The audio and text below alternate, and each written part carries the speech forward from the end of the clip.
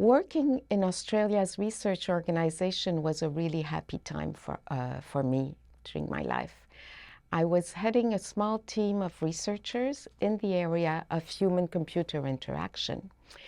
In those days, early to mid-90s, there was no speech recognition technology yet, or very embryonic, and it was the beginning of the development of the web.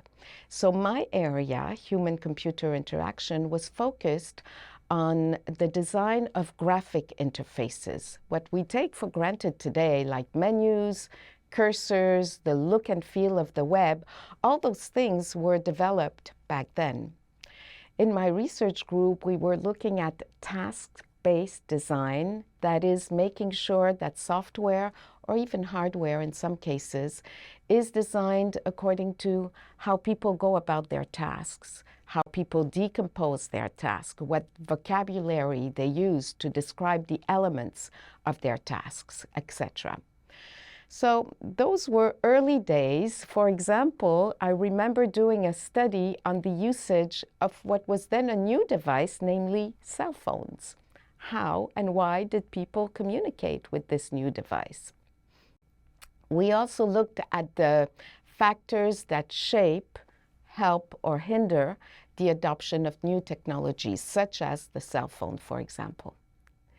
So the research was very interesting, and I was very lucky in that my colleagues became my social network.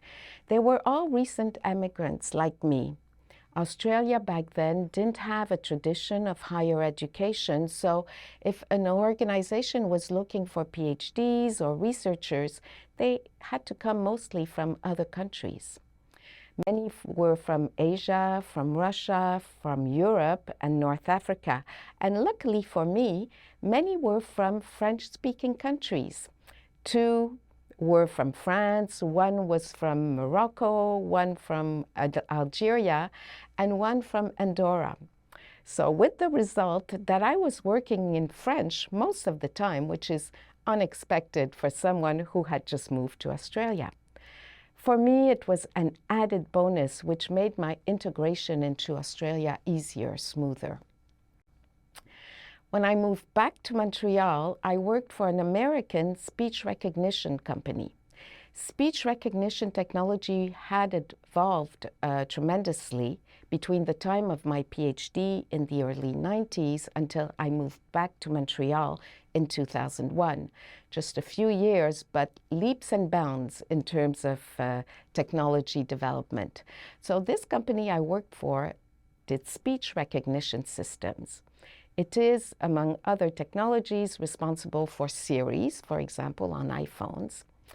And there, I started out designing phone dialogue systems and ended up managing speech recognition development projects, which is what I did there for the last 15 to 20 years of my career. And because the great majority of our clients were American, I worked mostly in English. So ironically, I spoke mostly French at work in Australia and mostly English at work here in Montreal.